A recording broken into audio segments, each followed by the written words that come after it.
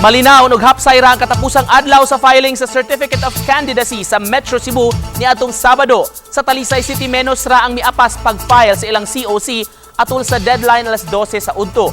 Samtang sa Mandaue City, dunay 66 ka mga COC ang naka-file as of 2 PM niadtong Sabado. Sa Lapu-Lapu City miabot sab sa 109 ang nakasubiter sa ilang COC ug duna pay mga miapas nga mga aspirants nga naabtan sa GMA Regional TV nga naglinya gawas sa COMELEC office. As of 2 PM sa susamang adlaw, ang Cebu City South District nakadawat og 104 ka mga COC.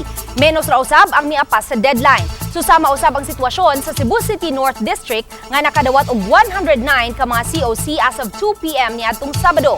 Matod sa COMELEC, sagad sa mga aspirants, mituo sa mga lucky number sa mga adlaw niadtong Agosto 28, Agosto 30 ug Setyembre 1 nga haom nga adlaw sa pag-file sa COC.